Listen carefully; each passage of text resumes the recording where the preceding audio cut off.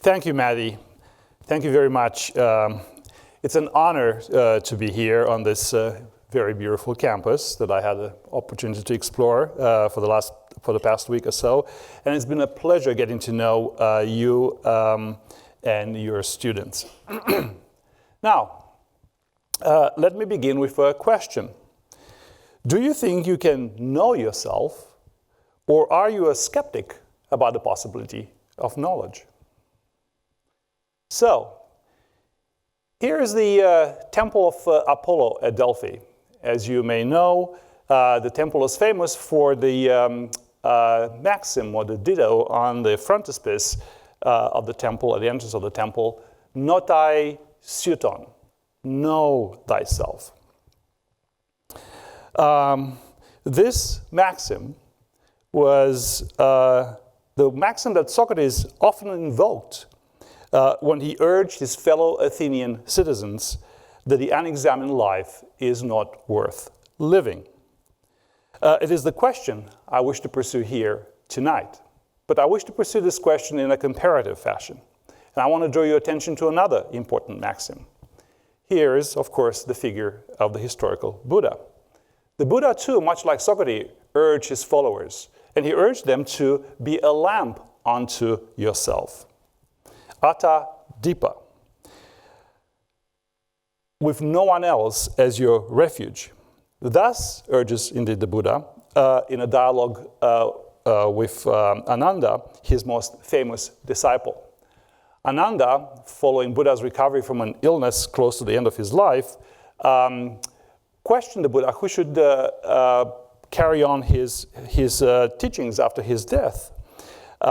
Instead of appointing a follower, the Buddha simply and famously instructs his disciples, his followers, to use their own reasoned deliberations and their mental cultivation, in short, to go by their own guiding light. So, the Buddha and Socrates. Now, given Socrates' philosophical legacy in the West and Buddhism's Pan-Asian reach, it would not be an exaggeration to say that these two calls to self-scrutiny have shaped most of philosophy's abstract ideals of self-knowledge. But what do they mean for us today, when the natural and mind sciences are the preferred way to obtain knowledge about ourselves? And more importantly, what does philosophy, where the ideal of a life in the service of these pursuits first originated, has to offer that can still be of interest? As Professor Silverstein noted last week when he introduced my colleague, Sheridan Huff, our public lectures were conceived to be complementary. Last week you were urged, for those of you who had attended the lecture, last week you were urged to consider just how much your metaphysical commitments matter to what you take yourself to be and to be capable of. You're asked, in a metaphysical fashion, to consider whether the self, yourself, is discovered or made. This evening, I invite you to consider, in an epistemological fashion,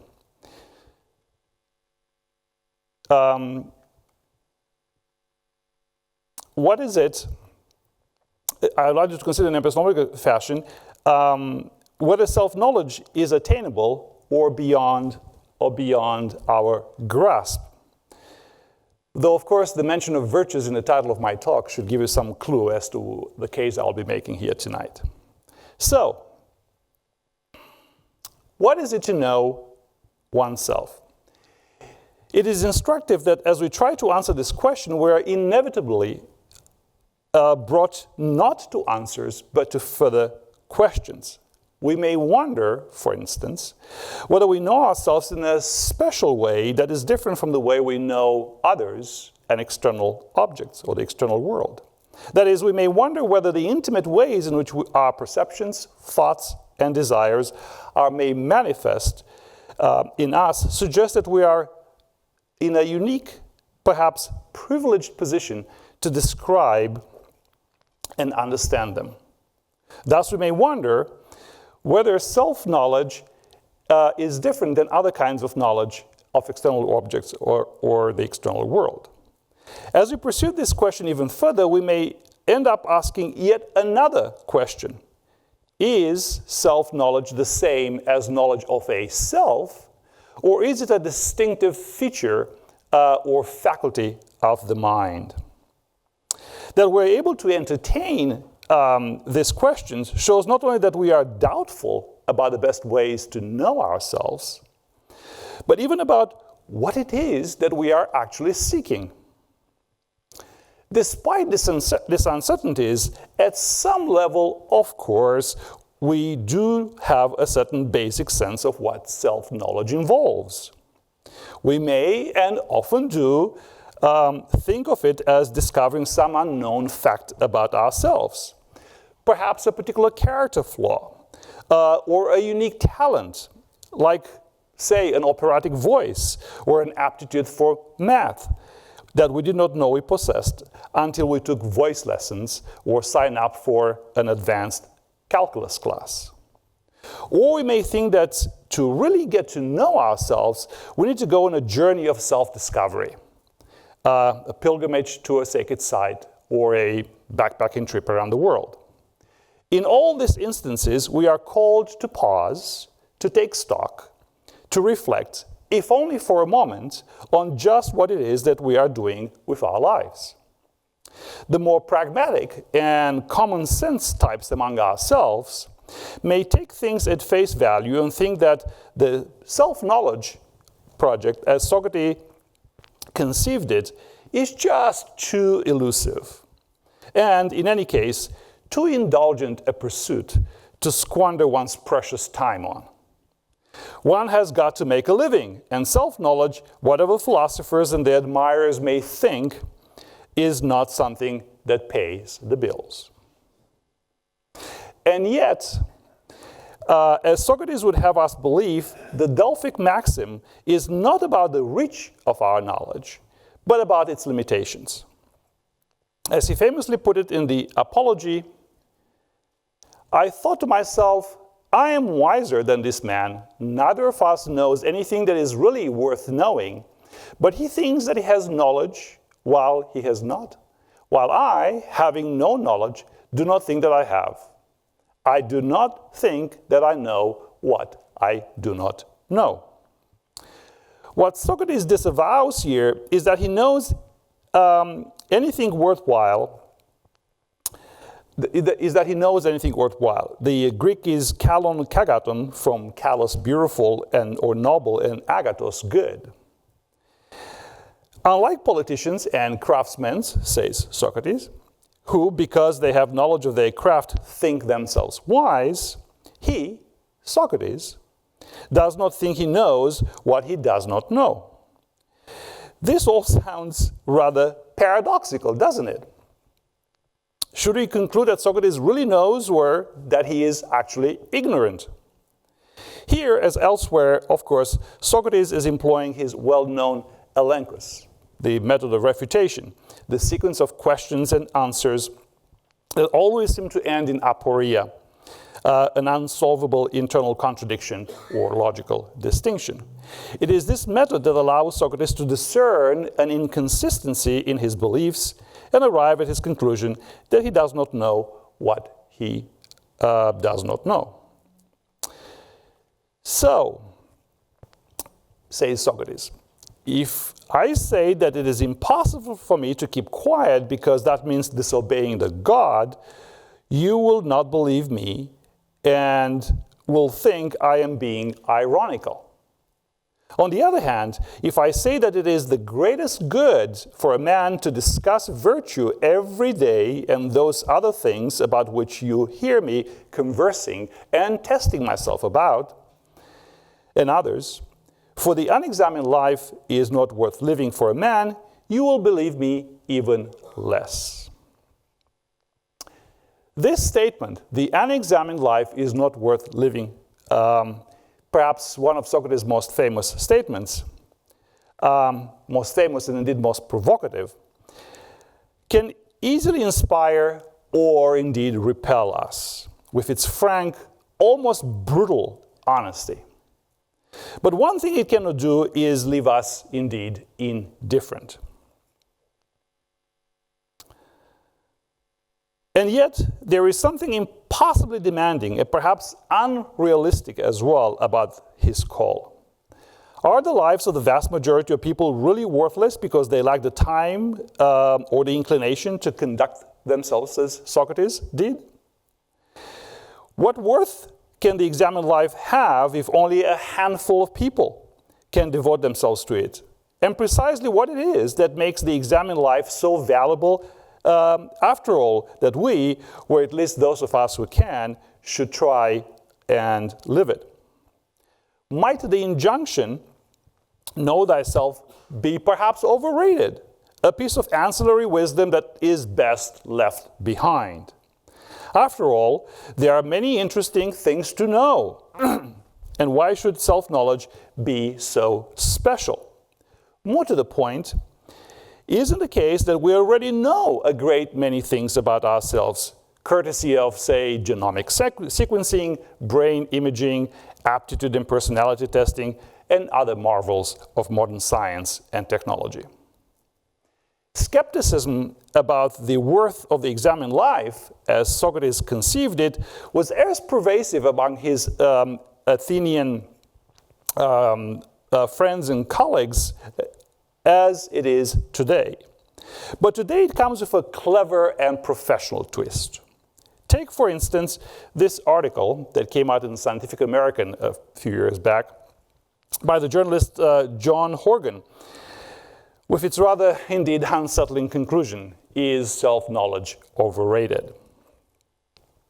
Horgan identifies what he calls the Socratic principle of the idea that the examined life is the greatest good one could actually pursue.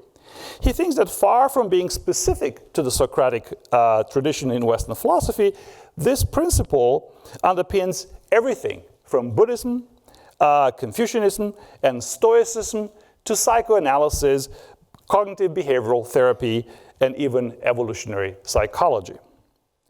It is the rationale and the main driving force behind psychotherapy, meditation, and the study of the humanities.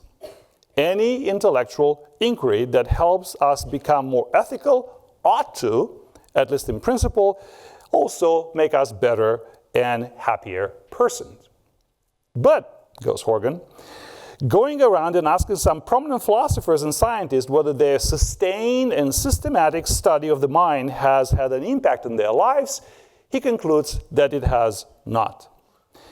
He asks David Chalmers, well-known philosopher of mind, whether his attempt to have a go at a so-called hard problem has made a difference to his life. And Chalmers is quoted as saying that his deep insights have really made no difference. And he also cites a study by Eric Schwitzgebel, a philosopher at the University of California at Riverside, which is supposed to have shown that ethicists scored no better than other academics on a range of ethical behaviors such as voting, staying in touch with your mother. When is the last time you called your mother or your grandmother? Meat eating, organ and blood donation, responsiveness to student emails, no, that's an important one, charitable giving, and talking towards someone's lecture. So far, so good. More disconcerting still is the view that academics and professional philosophers in particular are just too self-absorbed and autistic to serve as good examples of what a virtuous life looks like.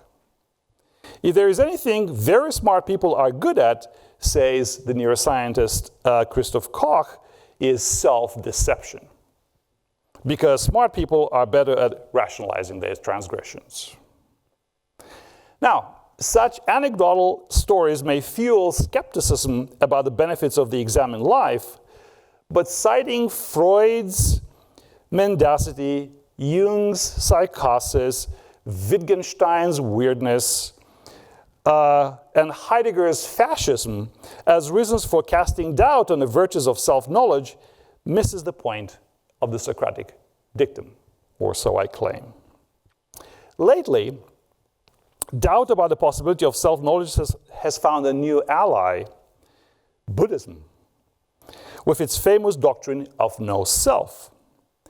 As this brief Eon piece aired recently on the BBC in the commanding voice of none other than Stephen Fry makes the case, Socrates believed self-knowledge was indeed essential. Today we wonder if there is even a self to know.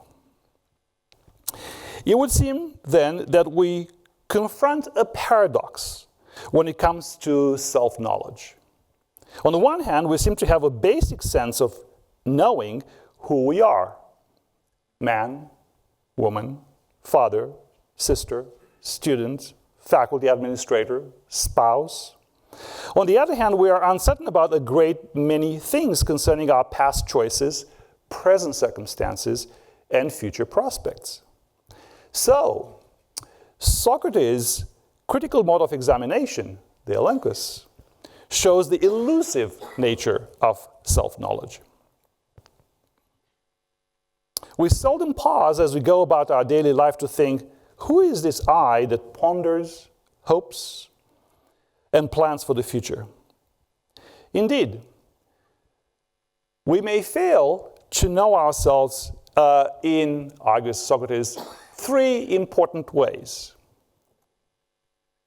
Regarding our wealth, says Socrates, he may think himself richer than his property makes him. Regarding appearance, there are even more who think themselves taller and more handsome and physically finer in general than they really are and truly are. And regarding virtue, but by far the greatest number are mistaken as regards possessions of the soul. They think themselves superior in virtue when in fact they are not. So, we have traveled a long way since the self-assured Athenians became the dominant cultural, economic, and military force during the 5th century BCE. But given the volatility of our global financial system, casino capitalism, and inflated property markets, we may be forgiven for thinking that we are indeed richer than our property makes us. And it is hard to know anymore what vanity and narcissism mean in the era of the selfie. Even the Dalai Lama has trouble these days resisting the selfie, let alone taking the self out of it. Here he is with Miss Canada. So, but if it is the possessions of the soul that we should be most concerned about indeed getting wrong, how then do you go about finding out who you truly are and by what means? Fortunately for us, Socrates does give us an answer about how we should ultimately think about the Delphic maxim. He does so in an exchange with Alcibiades in the eponymous named dialogue. Here's a brief exchange, says Socrates to Alcibiades in the context of their discussion about friendship. I'll tell you what I suspect that inscription means, that know thyself inscription from the temple at Delphi. There may not be many examples of it, except the case of sight. Then let's think of something that allows us to see both it and ourselves when we look at it. To which Alcibiades responds, obviously, Socrates, you mean mirrors and that sort of thing. Now, because, argues Socrates, when we look others in the eye, our face appears in them, like in a mirror, we can say that the eye sees itself when it observes another eye directly. So the argument goes, seeing is itself seen in this case. Seeing is a reflexive act. We can only know what we are looking at if we are self-aware. And since the eye cannot see another without seeing itself, reflexive perception provides the best analogy for self-knowledge. The most famous so I should say rather, this most famous imagery explains not only how we should conceive of self-knowledge with Socrates and indeed Plato, but that self-knowledge is a dialogical process. And since we can only know ourselves if we are able to tell what does and what does not belong to us, knowing oneself is the same thing as being self-guarded enough to prevent assuming that one knows what one does not know. So only when we know ourselves reflexively can we tell that what belongs to us does indeed belong to us. This virtue of knowing reflexively is the first virtue of self-knowledge we have thus far uncovered.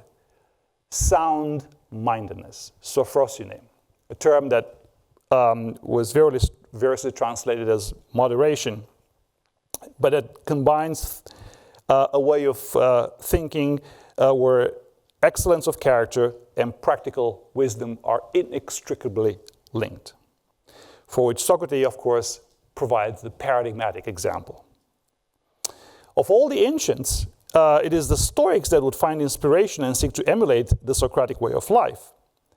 As the Stoics would argue, the dialogical form of inquiry by means of which we get to know ourselves is rooted in a basic form of self-awareness common to humans and animals alike.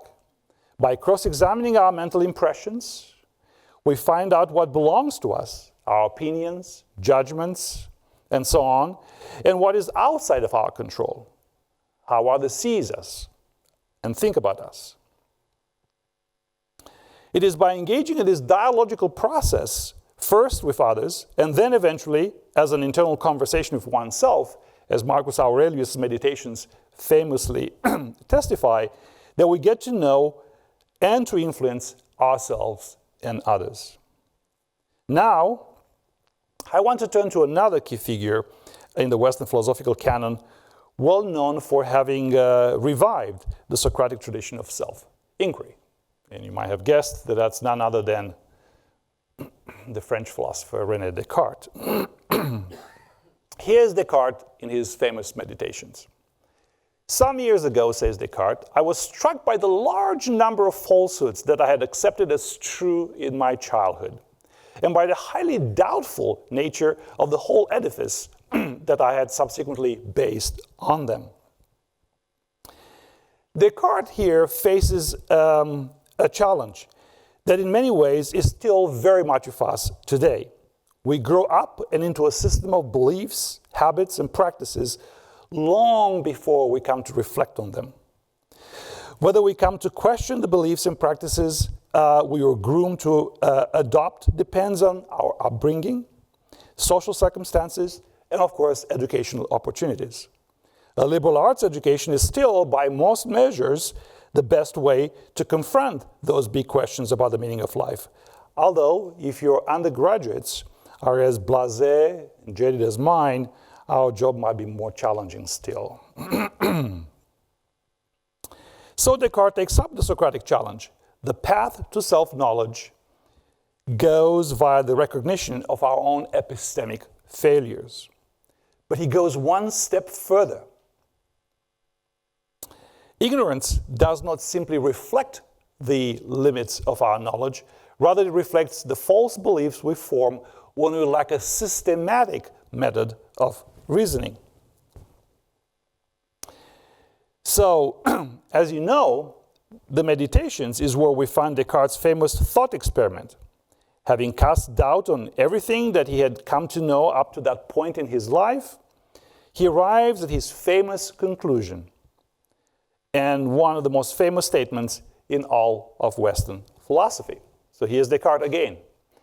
So, after considering everything very thoroughly, I must finally conclude that this proposition, I am, I exist, is necessarily true whenever it is conceived in my mind. The cogito thus expresses an indubitable truth. What we are most intimately acquainted with is our own thinking. We do have bodies, indeed, and we do have do experience a whole range of sensations, perceptions, and feelings. But essentially, we are a thing that thinks, a res cogitans. As he continues, thinking, at least I have discovered it. Thought, this alone is inseparable from me, but for how long? For as long as I am thinking. I am, then, in the strict sense, only a thing that thinks. So, what does Descartes aim to demonstrate here? That self-knowledge, of course, is different than other kinds of knowledge. The way I know myself is different from the way I gain knowledge of external reality and the minds of others. Not only are the two ways of knowing different, but in effect, we have privileged epistemic access to our own thoughts. I may be wrong about the contents of my thoughts, argues Descartes, but I cannot be wrong that thoughts is what I'm most intimately acquainted with. That is, when it comes to the routine, at times dramatic, and often comic unfolding of our own inner lives, we don't just have a front row seat to the theater of our mind. We are directing it as well. Be warned. Improvising as we go. What Descartes' cogito captures here is the so-called, what philosophers call the immunity to error through misidentification. I may be wrong about the content of my thoughts, but indeed, I cannot be wrong that thoughts is what I'm most intimately acquainted with.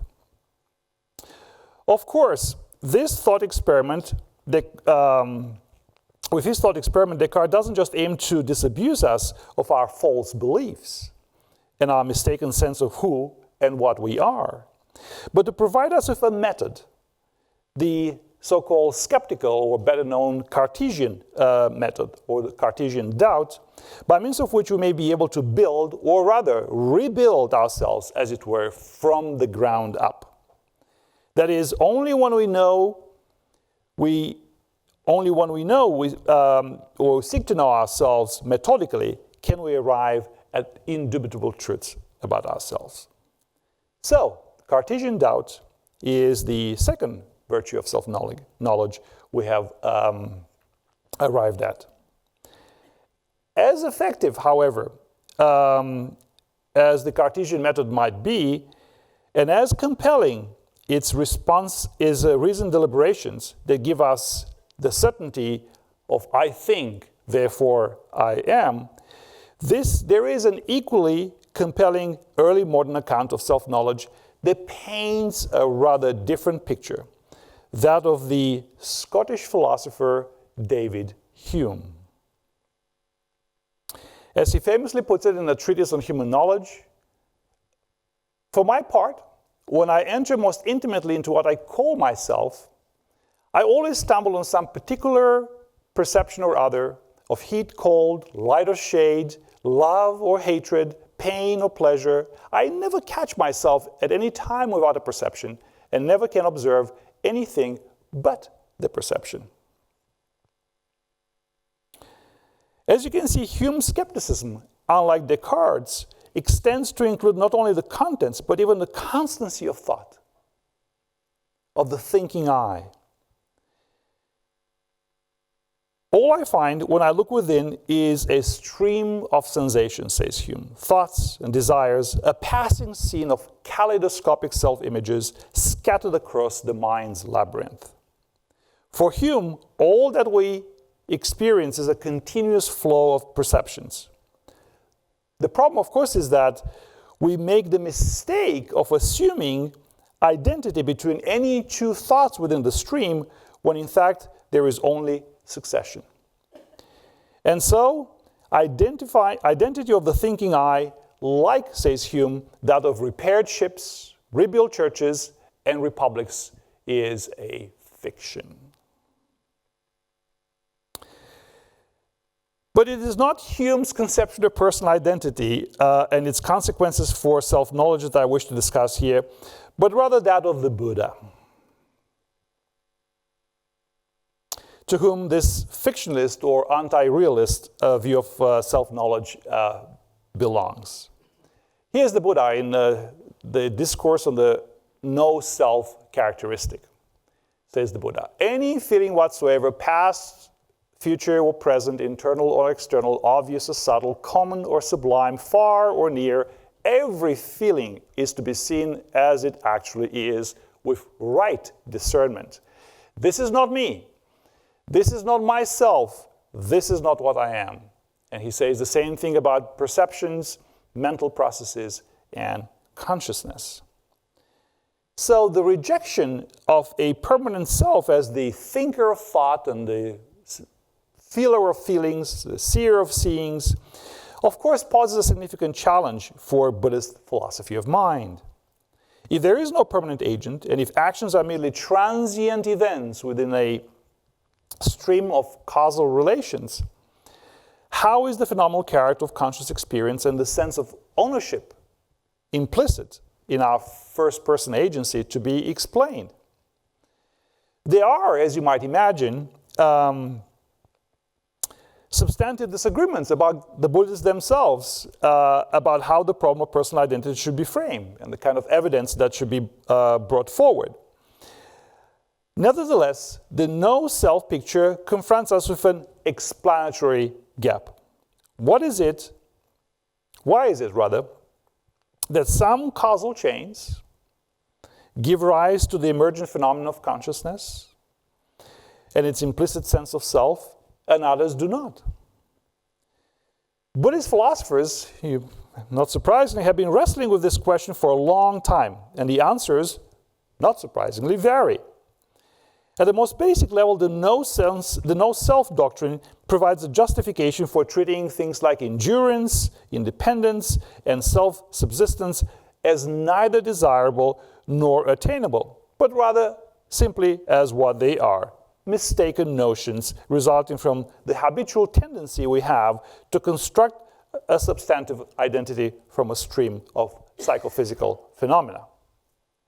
Now, how exactly a person without a self lives a good and meaningful life and makes progress along the path to awareness is, of course, deliciously puzzling. This claim that our sense of self is a construct that is habitually acquired is not that different, of course, than from Hume's claim that a self is never grasped in the stream of conscious experiences. The problem is that this routine misapprehension of the discrete elements of experience leads to a dualistic perspective. Things appear and are categorized as either objective, thus external, but empirically tractable, or as subjective, thus internal and immediately accessible to consciousness. Puzzled as we are by this dualistic outlook, we cope by constructing a conception of the self as the permanent locus of experience. One attempt to solve this puzzle comes from one influential 4th century Indian Buddhist philosopher by the name of Vasubandhu. This is what he has to say.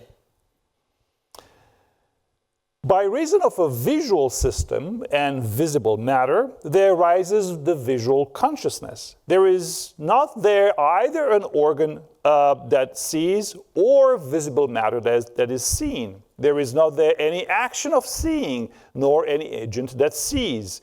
There is only a play of cause and effect. By virtue of custom, one speaks metaphorically, of course, of this process. The eye sees and the consciousness discern, but one should not cling, says Vasubandhu, to these metaphors. What does all this mean for self-knowledge? So, Buddha and Hume, of course, maintain pretty much the same thing, that there is no enduring permanent self, and that actions are merely transient events within a continuum of causally interconnected states. But what about the sense of self? Can one make sense of a self-awareness without appealing to the self. One immediate response might be to say that the self in self-awareness is merely a reflexive pronoun, indicating that the type of activity in question, awareness, has a distinctive character. In that sense, self-awareness no more presupposes the existence of a self than do such activities as self-organizing or self-regulating. But the types of self-awareness that concern Buddhist and contemporary philosophers of mind are tightly intertwined with our sense of self, our deep sense that we have, or we are, a self. Philosophical accounts of self-awareness concern the particular way in which we are aware of our own subjectivity, of the way in which we are aware of our experiences as they happen to us, right here and now. So how are we to make sense of the basic sense that right here and now we are not only aware of what's going on, this public talk you have come here to listen to hear, and the same public talk they have come here to deliver. So here's one useful way to think about this. For those of you who attended my colleague Sheridan Huff talk last week, you may recall that she introduced an important difference going back to the French philosopher Jean-Paul Sartre about how should we think about consciousness. The difference between positional and non-positional consciousness. As Sartre famously puts it, when I chase after a streetcar or any other vehicle that you're trying to catch, there is positional consciousness of the streetcar and non-positional consciousness of itself. So when I reflect on my experience, I'm able to bring together these two aspects of consciousness, but not while in the process of chasing after the streetcar.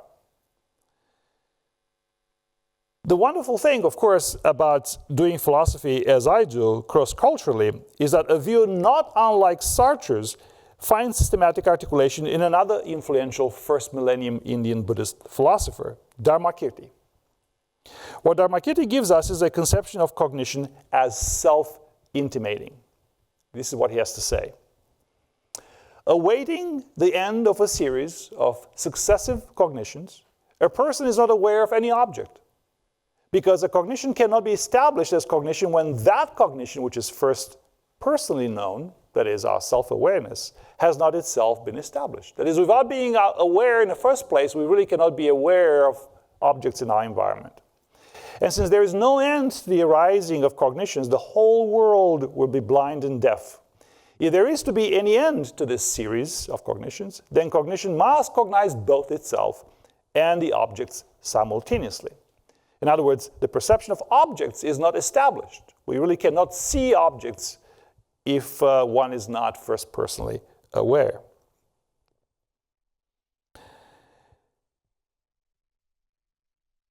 In proposing this dual aspect view of what it is to be conscious and to be a knower, Dharmakirti anticipates both Sartre and the last philosopher we will be discussing today, Edmund Husserl, the founding figure of the European phenomenological tradition.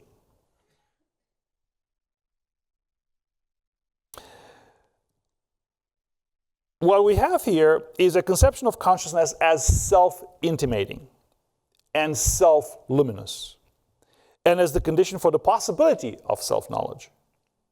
What Dharmakirti is doing here, he's simply continuing a tradition going all the way back to the Buddha of using the trope of light and luminosity as an analogy for self-knowledge. Recall the Buddha's advice, be a lamp unto yourself. And so here we are. We have arrived at our third virtue of self-knowledge, that of manifesting a profound dimension of mind in equanimity. That poise which allows us to move with relative ease from one moment of consciousness to the next, thoughtfully and without judgment. As the Buddha famously puts it, there remains only equanimity, pure and bright, pliant, malleable, and luminous. Now, you might ask yourself, why this detour through Buddhism? Well, for once, it happens to be one of my areas of expertise. The real reason, however, is that we stand to gain much when we realize that even if a self as ordinarily conceived is nowhere to be found,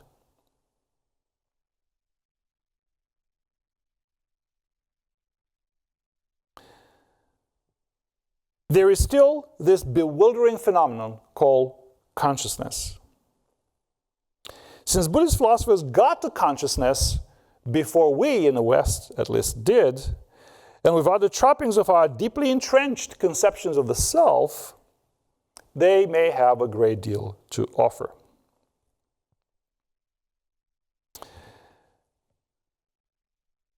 Now that consciousness and its place in nature, rather than a self, has become the final frontier, what are we to make of the Delphic motto?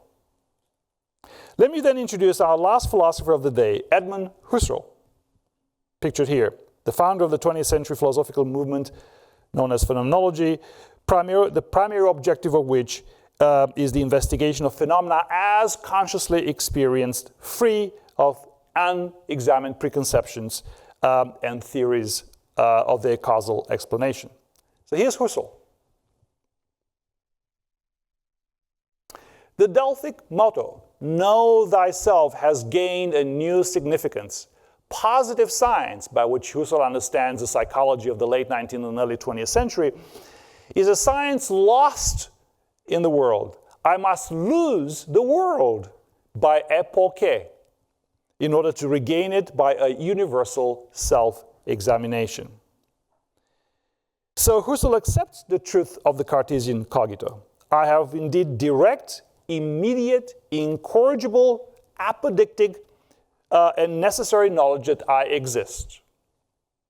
But the natural and mind sciences, of course, challenge this Cartesian truth. So Husserl gives us a new method, the so-called epoche, bracketing or suspension of judgment. What is epoche?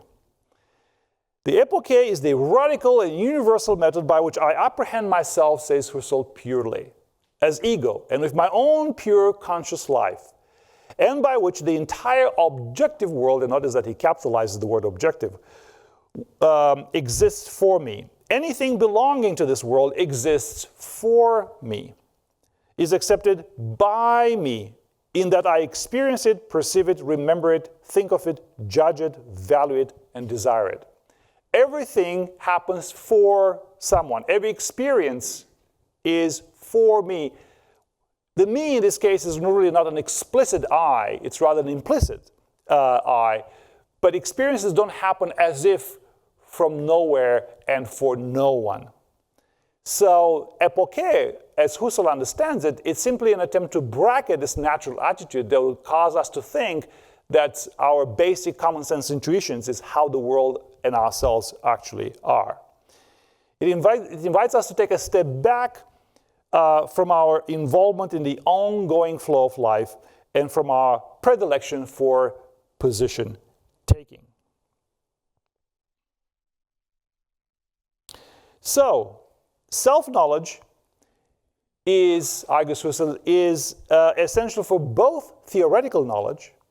Here he offers us a transcendental approach and allows us to chart the dimensions of consciousness, and for practical knowledge. Knowing ourselves in these radical ways, argues Husserl, is transformative.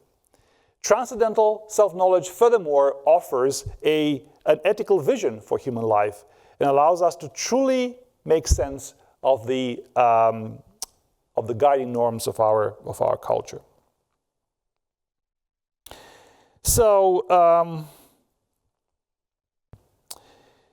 in Husserl, perhaps the last great systematic thinker in the West, we have a Socratic and Cartesian heritage. Socrates and Descartes proposed, of course, a life of self-scrutiny. We can, argues Socrates, be ourselves only in relation with our being with others. Husserl, however, reinterprets the Cartesian cogito, the I think, therefore I am, as I think that which is thought. Following in the footsteps of Kant, he basically argues that the I am that follows the I think is in some sense redundant because by virtue of thinking, one already is. So I, argues Husserl, only becomes manifest in thought. So what Husserl offers us is simply a practice of self-awareness. And here is our fourth and final virtue of self-knowledge, the virtue of a radical method of reflection on the unified stream of conscious life, the epoche. So, think of our drives, for instance. Our drives are humanized by the epoche, by being adopted or rejected by us, because they are for us. I'm rarely, for instance, just thirsty for a drink as such. Rather, I long for a specific type of drink, a certain taste. Right now, really, for a glass of wine. That'll be great. Our drives emerge into consciousness with a certain prefigured sense configuration. For Husserl, indeed, as for Dharmakirti, our Indian Buddhist philosopher, we encountered earlier, there is a kind of immediate pre-reflective awareness of any experience that is an essential element of consciousness as such. This is also, as my colleague Sheridan Huff reminded us last week, the view of Sartre. So, sound-mindedness, equanimity, Cartesian doubt, and the transcendental suspension of judgments are virtues that demonstrate what it is to know and to be a knower. If Socrates is right, the company of a good friend is essential to this endeavor. And as the Buddha would have it us believe, a path of moral and mental cultivation can take us a long way towards achieving this goal. Most importantly, we need a safeguard of Cartesian doubts to negotiate the terrain of false belief and the all-important bracketing of our natural attitude to make sure we don't let ordinary assumptions about our lived experience take the place of careful reflection. So, are you still a skeptic? Or do you now think self-knowledge is a worthwhile pursuit?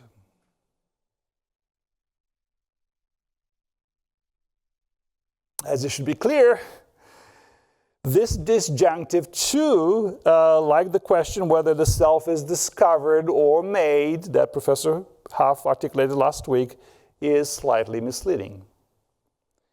You cannot know without questioning.